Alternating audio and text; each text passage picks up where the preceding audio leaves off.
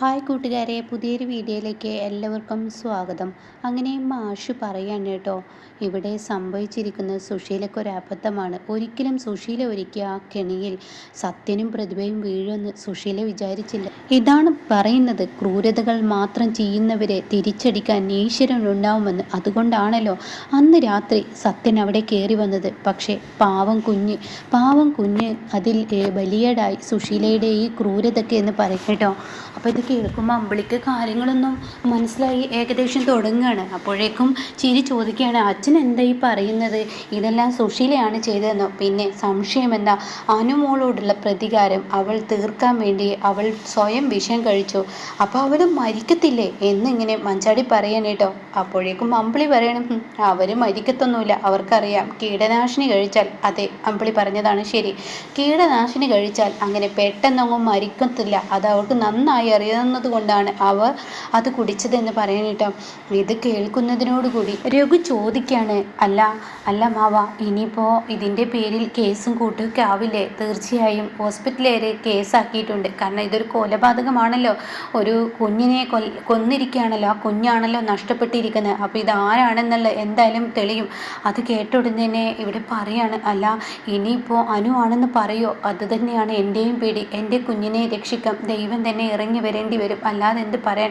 ഇന്ദ്രൻ അതിനെക്കുറിച്ച് എന്നോട് സൂചിപ്പിച്ചു. എന്നാലും ആ ദുഷ്ട സ്ത്രീയുടെ മനസ്സിൽ ഇങ്ങനെ ഒരു ഗൂഢാലോചന ഉണ്ടായിരുന്നു എന്ന് മനസ്സിലാക്കാൻ പോലും കഴിയുന്നില്ല എന്നിങ്ങനെ മഞ്ചാടി പറയാണ് കേട്ടോ. അപ്പോൾ ഉടനെ മഞ്ചാടി പറയുന്നുണ്ട്, അവർ അതും ചെയ്യും അതിലപ്പുറം ചെയ്യും. അവരെ പോലെ ഒരു സ്ത്രീ ഒരിക്കലും ഈ ലോകത്തുണ്ടാവില്ല. അതുകൊണ്ടാണല്ലോ അവർക്ക് എത്ര പാഠങ്ങൾ അവരിലൂടെ കടന്നു പോയിട്ടും അവർക്ക് ഇതൊന്നും അവരെ സംബന്ധിക്കുന്ന കാര്യമല്ല എന്നൊക്കെ പറയാൻ കേട്ടോ. എന്നാൽ ഈ സമയം പ്രതിഭയുടെ കുഞ്ഞിനെ വേണ്ടെന്ന് വെച്ച് തീരുമാനമായിരിക്കുന്നു. അപ്പോഴേക്കും അവിടെ പ്രതിഭയുടെ അമ്മയും അച്ഛനെയും ഇനി വിവരം അറിയിക്കാതിരിക്കുന്നത് ശരിയല്ല എന്ന് സോന പറയാനായിട്ട്. അപ്പോൾ സത്യം പറയുന്നത് ശരിയാണ്, അവളുടെ അച്ഛനെയും അമ്മയെയും ഈ വിവരം അറിയിക്കണമെന്ന് പറയാണ്. അങ്ങനെ ഈ സമയം അവരെ വിളിച്ചു വരുത്തുകയാണ് കേട്ടോ. എന്നാൽ ഈ സമയം പോലീസുകാർ അവിടെ എത്താണ്. അപ്പോൾ പോലീസുകാർ സത്യൻ്റെ അരികിലോട്ട് ഓടിയെത്താണ്. അപ്പോൾ സോന മാറി നിൽക്കുന്നുണ്ട് കേട്ടോ. അപ്പോൾ സത്യനോട് ചോദിക്കുകയാണ്, എന്താണ് വീട്ടിൽ സംഭവിച്ചത്?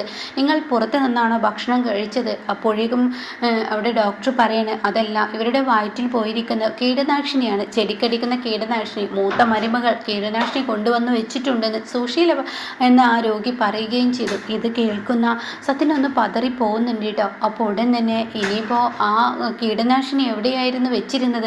അപ്പോഴേക്കും സോന പറയാണ്, അത് പിന്നാമ്പുറത്ത് ഏട്ടത്തി തന്നെയാണ് കൊണ്ടുവച്ചതെന്ന് പറയാൻ കേട്ടോ. അപ്പോൾ പോലീസുകാർ പറയാം, പിന്നെ എങ്ങനെ ആ കീടനാശിനി കഞ്ഞിയിൽ വന്നു?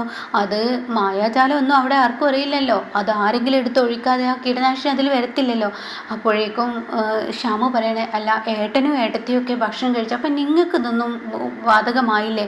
നിങ്ങൾ ആ വീട്ടിൽ നിന്നും ഭക്ഷണം കഴിച്ചില്ലേ? അപ്പോഴേക്കും സോന പറയാണ്, ദൈവാധീനം കൊണ്ട് തന്നെ ഞങ്ങൾ പുറത്തു നിന്നാണ് ഭക്ഷണം കഴിച്ചത്, അതുകൊണ്ട് ഞങ്ങൾക്ക് കുഴപ്പമൊന്നും സംഭവിച്ചില്ല എന്നിങ്ങനെ പറയാൻ കേട്ടോ. ഇതേ സമയം എന്തായാലും ഞാൻ സുശീല എന്ന സ്ത്രീയെ പോയി കാണട്ടെ. അങ്ങനെ ഈ സമയം അനു പറയാണ്, ഇന്ദ്രേട്ടാ, ഇതിൽ ഞാൻ എന്തായാലും കൊടുങ്ങും, എനിക്കെതിരെ തന്നെയാണ് എല്ലാം വരുന്നത്. സോനയുടെ ഉള്ളും പൊനയും വെച്ചുള്ള സംസാരം. സോന പറയുന്നത് കേട്ടില്ലേ, അനുവെടുത്തിയാണ് കീടനാശിനി എടുത്തു വെച്ചിരുന്നതെന്ന്. അപ്പോൾ അതിലൊക്കെയുണ്ട്. സോന എത്രയായാലും അമ്മക്കൊപ്പല്ലേ നിൽക്കുള്ളൂ. അനു, നീ സമാധാനപ്പെട്. അപ്പോഴേക്കും സുശീലയെ കാണാൻ എത്തിയിരിക്കുകയാണ് കേട്ടോ പോലീസ്. അങ്ങനെ പോലീസ് സുശീലയെ ചോദ്യം ചെയ്യാണ്. പോലീസ് ചോദിക്കുകയാണ്, അല്ല എങ്ങനെയുണ്ട് നിങ്ങൾക്ക് മാഡം? എനിക്കിപ്പോൾ കുഴപ്പമൊന്നുമില്ല.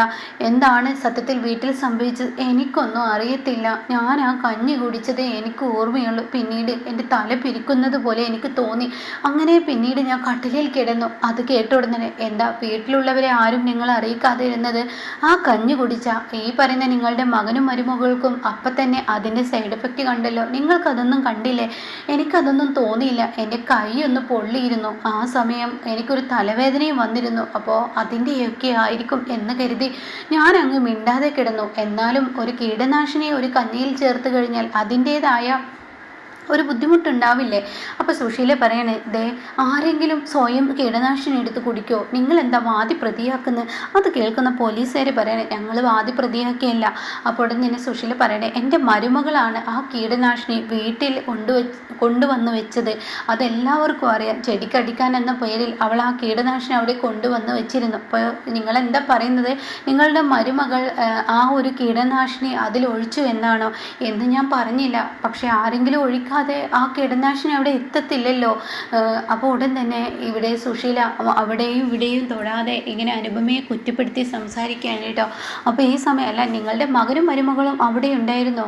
ഓ, അവരുണ്ടായിരുന്നു, അവരെ കഞ്ഞി കുടിച്ചതാണ്, എന്നിട്ട് അവർക്ക് യാതൊരു കുഴപ്പമില്ല, അവർക്ക് രണ്ടുപേർക്കും മാത്രം വീട്ടിൽ പ്രശ്നമില്ല. പിന്നെ എൻ്റെ മകളാണ് അവിടെ ഉണ്ടായിരുന്നത്, മകളും അവളുടെ ഭർത്താവും പുറത്തു നിന്ന് ഭക്ഷണം കഴിച്ചു, അതുകൊണ്ട് അവരും രക്ഷപ്പെട്ടു. പിന്നീട് എൻ്റെ മകൻ പുറത്തോട്ട് പോയിരിക്കുകയായിരുന്നു, അവൻ യാദൃശികമായി കയറി വന്നതാണ്, അതിലാണ് എൻ്റെ മകനും മരുമകളും ഇതിൽ പെട്ടത്. അപ്പോൾ എന്താ നിങ്ങൾ നേരത്തെ ഭക്ഷണം കഴിക്കാതിരുന്നത്? അത് എൻ്റെ കൈയൊന്ന് പൊള്ളി, അപ്പോൾ എനിക്ക് വല്ലാത്തൊരു അസ്വസ്ഥത തോന്നി, അപ്പോൾ എനിക്ക് തലയ്ക്ക് വേദന തോന്നി. അപ്പോൾ തന്നെ പോലീസുകാരൻ ചോദിക്കുകയാണ്, അല്ല കൈ പൊള്ളിയ സാധാരണ തലയ്ക്ക് വേദന വരുമോ? അത് കേട്ട ഉടനെ സുശീലയ്ക്ക് ദേഷ്യം പിടിക്കുകയാണ് കേട്ടോ. ഇതെന്താ നിങ്ങളെല്ലാം കൂടി എൻ്റെ തലയിലോട്ട് ഇടാനുള്ള ശ്രമമാണോ? അയ്യോ, ഞങ്ങളത് ചോദിച്ചതല്ല, സാധാരണ കൈ പൊള്ളിക്കഴിഞ്ഞാൽ തലയ്ക്ക് വേദന വരും, അതൊന്നും എനിക്കറിയത്തില്ല, അപ്പോഴത്തെ ആ ടെൻഷൻ കൊണ്ട് എന്താണെന്ന് അറിയില്ല, അങ്ങനെ തലവേദനയ്ക്ക് മരുന്ന് കഴിച്ചു, ഞാൻ അങ്ങനെ കിടന്നതേ ഓർമ്മയുള്ളൂ, പിന്നീട് വിശപ്പ് തോന്നിയപ്പോഴാണ് ഞാൻ ഭക്ഷണം കഴിച്ചത്. അപ്പം നിങ്ങളുടെ മരുമകൾ എന്താ കഴിക്കാതിരുന്നത്? അവൾക്ക് പകൽ മുഴുവൻ സുഖമില്ലാതെ കിടപ്പായിരുന്നു, അതുകൊണ്ടായിരിക്കാം, എനിക്കതിനെക്കുറിച്ചൊന്നും വ്യക്തമായി അറിയില്ല. ഞാൻ ആ കഞ്ഞി കുടിച്ചതും കൈ പൊള്ളിയത് മുതൽ റൂമിൽ കിടക്കുകയായിരുന്നു, പിന്നീട് എല്ലാവരും ഉറങ്ങിയതിന് ശേഷം കഞ്ഞി കുടിച്ച് ഞാൻ അങ്ങ് വന്ന് കിടന്നതും പിന്നീട് കണ്ണ് തുറക്കുന്ന ഈ ആസ്പത്രിയിലാണ്. ഡോക്ടറെ, ഇതിന് പിറകിൽ ആരാ കളിച്ചതെന്ന് സാറേ, ഇതിന് പിറകിൽ ആരാ കളിച്ചതെന്ന് അവരെ വെറുതെ വിടാൻ പാടില്ല, എന്തായാലും അവർ വെറുതെ വിടരുത് എന്ന് പറയാൻ കേട്ടോ. അങ്ങനെ ഈ സമയം അനുപമയെ ചോദ്യം ചെയ്യാൻ പോലീസ് എത്തിയിരിക്കുകയാണ്. അപ്പോൾ അനുപമയോട് ചോദിക്കുകയാണ്, ആരാണ് സത്യത്തിൽ കഞ്ഞി വെച്ചത്? അപ്പോഴേക്കും സോന പറയാണ്, അനുയെടുത്തിയാണ്. അപ്പോൾ തന്നെ അനുപമ പറയാണ്, ആദ്യം അമ്മയാണ് കലം അടുപ്പത്ത് വെച്ചത്, പിന്നീട് അമ്മയുടെ കൈ പൊള്ളിയതിന് ശേഷമാണ് ഞാനത് ഏറ്റെടുത്തത്, അതിനുശേഷം ആ കഞ്ഞി കുടിക്കാൻ എന്തുകൊണ്ട് ഈ പറയുന്ന അടുത്ത വ്യക്തി വന്നില്ല, രണ്ടാമത്തെ മരുമകൾ പ്രതിഭ എന്ന വ്യക്തി വന്നില്ല, അവൾക്ക് പകൽ മുഴുവൻ ക്ഷീണവും കേടായിരുന്നു, അതുകൊണ്ട് തന്നെ അവൾ എത്തിയില്ല, അതുകൊണ്ട് അവൾ കുടിച്ചില്ല. അപ്പോൾ നിങ്ങൾ രണ്ടുപേരോ കഞ്ഞി കുടിച്ചോ? ഓ, കുടിച്ചു. നിങ്ങൾക്ക് രണ്ടുപേർക്ക് യാതൊരുവിധ കുഴപ്പമുണ്ടായില്ല? ഇല്ല, കുഴപ്പമുണ്ടായില്ല. അപ്പോൾ അതിനർത്ഥം അതിനുശേഷം ആരോ ആ കഞ്ഞിയിൽ കീടനാശിനി ഒഴിച്ചിരിക്കുകയാണ്. അത് കേൾക്കുന്ന സോന പറയണേ, അത് തന്നെയാണ് എൻ്റെയും സംശയം. അപ്പോൾ ഉടൻ തന്നെ എന്തായാലും സത്യനെ ഒന്നും കൂടി കാണട്ടെ. സത്യ, ഇതിൽ നിനക്ക് ആരെങ്കിലും സംശയമുണ്ടോ? അപ്പോൾ ഉടൻ തന്നെ സോന പറയുന്നുണ്ട്, അനുയേടത്തെയും ഇന്ദ്രേട്ടനും കുടിച്ചു, അവർക്ക് കുഴപ്പമില്ല, പിന്നെ ആ കഞ്ഞിയിൽ എങ്ങനെ വിഷം വന്നു എന്ന് ചോദിക്കേണ്ടത് ആരോടാണ്? അപ്പോഴേക്കും സത്യൻ പറയണേ, ദേ സോനെ, നീ വെറുതെ ഏട്ടത്തിയെ കുറ്റപ്പെടുത്താൻ ശ്രമിക്കണ്ട. അപ്പോൾ ഈ സമയം പോലീസുകാരൻ പറയാണ്, എല്ലാം വെച്ച് നോക്കുമ്പോൾ അവർക്ക് രണ്ടുപേർക്കും ആ കഞ്ഞി കുടിച്ചിട്ട് യാതൊരുവിധ കുഴപ്പമില്ല. അപ്പോൾ അതിനുശേഷം നീ പറയുന്ന ഈ ഏട്ടത്തി ഈ വിഷാംശം അവിടെ കൊണ്ടുവന്ന് വെച്ചിട്ടുണ്ട്, അവരാണ് ഇപ്പോൾ ഇതിലോട്ട് ഒഴിച്ചതെന്ന് നമുക്ക് പറയാതിരിക്കാൻ പറ്റില്ല.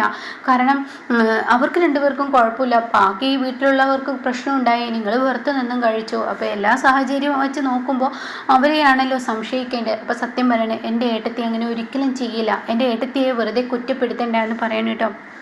അപ്പോഴേക്കും പ്രതിഭയുടെ അച്ഛനും അമ്മയും എത്താണ്. അങ്ങനെ പ്രതിഭയുടെ അച്ഛനും അമ്മയും പൊട്ടിക്കരയണേ, എന്താ എൻ്റെ കുഞ്ഞിന് പറ്റിയത് എന്നൊക്കെ പറയുമ്പോൾ സോന കാര്യങ്ങൾ പറയണേ. ഇതങ്ങ് കേൾക്കുന്നതിനോട് കൂടിയിട്ട് പ്രതിഭയുടെ അമ്മ പറയണേ, ഇതിന് പിറകെ ആരോ കളിച്ചിട്ടുണ്ട്, അല്ലെങ്കിലും ഒരു പ്രാവശ്യം 2 പ്രാവശ്യം എന്നല്ലോ ആ വീട്ടിൽ ഇങ്ങനെ ഓരോ അപകടങ്ങൾ വരുന്നത്, എൻ്റെ കുഞ്ഞിനെ കൊല്ലാൻ മുമ്പ് ഒരാൾ നോക്കിയതാണ്. അപ്പോഴേക്കും പോലീസുകാരൻ ചോദിക്കും, ആര്, അതെന്ത് എന്ന് ചോദിക്കുമ്പോൾ സുധൻ പറയണേ, എൻ്റെ പ്രതിഭയുടെ അമ്മയോട് പറയാൻ, ഇനിയൊന്നും മിണ്ടാതിരിക്കും, വായ അടക്കി വെക്ക്, എൻ്റെ കുഞ്ഞ് നഷ്ടമായില്ല, അവൾ എത്രമാത്രം അതിനെ ആഗ്രഹിച്ചിരുന്നു, ഭൂമിയിലോട്ട് കൊണ്ടുവരാം, ഇതിന് പിറകിൽ കളിച്ച ആളെ വെറുതെ വിടരുത് സാറന്മാരെ എന്നൊക്കെ പറയണം കേട്ടോ. അപ്പോൾ ഉടൻ തന്നെ ഇവിടെ സുശീല ഇതെങ്ങനെ പറയാതെ പ്രതിഭയുടെ അമ്മ പറയുമ്പോൾ ഉടൻ തന്നെ സോന പറയണേ, അതെ അമ്മ എന്തായാലും മനഃപൂർവ്വം ഈ കീടനാശിനി കഴിക്കത്തില്ല, പിന്നെയുള്ളത് പ്രതിഭയാണ്, പ്രതിഭ ഇത് ഒഴിച്ചിട്ടുണ്ടെങ്കിൽ അവളും അത് കഴിക്കത്തില്ല, പിന്നെ വീട്ടിൽ ആരാ ഉണ്ടായിരുന്നെന്ന് അവരെ സംശയിക്കേണ്ടിയിരിക്കുന്നു. അപ്പോഴേക്കും സത്യം, സോനെ നീ വായടക്കുന്നുണ്ട്. അപ്പോൾ ഷാമു പറയണേ, സോനെ നീ ഏട്ടത്തിയാണോ സംശയിക്കുന്നത്? ഏട്ടത്തിയെ സംശയിക്കുന്നത് ശരിയല്ല സോനെ, നീ എന്താണ് ഈ പറയുന്നത്? അപ്പോൾ ഉടൻ തന്നെ പോലീസുകാരൻ പറയണേ, നിങ്ങൾക്ക് ആരെങ്കിലും സംശയമുണ്ടോ? ഉടൻ തന്നെ സത്യം പറയണേ, എനിക്കാരെയും സംശയമില്ല സാറേ, ഈ പറയുന്ന എൻ്റെ ഏട്ടത്തിയെ തീരെയും സംശയമില്ല, ഏട്ടത്തി ഒരിക്കലും അങ്ങനെയൊന്നും ചെയ്യില്ല, ഏട്ടത്തി എന്ന് വെച്ചാൽ ഞങ്ങൾക്ക് ജീവനാണ്, എൻ്റെ കുഞ്ഞിനെ പല അപകടത്തിൽ നിന്ന് രക്ഷിക്കാനും എന്നെയും എൻ്റെ പ്രതിഭയൊക്കെ രക്ഷിച്ചതും ഈ പറയുന്ന എൻ്റെ ഏട്ടത്തിയാണ്, അതുകൊണ്ട് ഏട്ടത്തി അങ്ങനെ ചെയ്യില്ല എന്ന് പറയട്ടോ. എന്തായാലും ഞാനൊന്ന് പോയി നോക്കട്ടെ, വീട് മൊത്തത്തിലൊന്ന് അവിടെയൊക്കെ ഒന്ന് പരീക്ഷിച്ച് നോക്കട്ടെ, ആരാണ് എന്താണ് ഇതിന് പിറകിൽ വന്ന് കളിച്ചതെന്ന് അറിയണമല്ലോ. ഇനി നിങ്ങൾക്ക് പുറത്തു നിന്ന് ആരെങ്കിലും വൈരാഗ്യക്കാരുണ്ടോ? അപ്പോഴെങ്ങനെ സത്യം പറയണേ ഇല്ല. അപ്പോൾ ഇന്ദ്രനോട് ചോദിക്കാൻ ഉണ്ടോ? ഇല്ല. അപ്പോൾ പിന്നെ വീട്ടിലുള്ളവരല്ലാതെ പിന്നെ ആര് ചെയ്തു എന്നാണ് നിങ്ങൾ പറയുന്നത്? അതൊന്നും അറിയില്ല സാറേ, എന്തായാലും അത് കണ്ടെത്തണം, ഇത് ഞങ്ങളെയും കൂടി ആവശ്യമാണ് എന്ന് സോന പറയാനായിട്ടോ. എന്നാൽ ഈ സമയം ഷാമ്പു പറയണ സാറേ, ഒരുപാട് ക്രൂരതകൾ ഞങ്ങളുടെ വീട്ടിൽ പലതവണകളായി ഉണ്ടാകുന്നുണ്ട്, പക്ഷേ അതിലെ പ്രതി ആരാണെന്ന് ഞങ്ങൾക്ക് പറയാൻ പറ്റുന്നില്ല.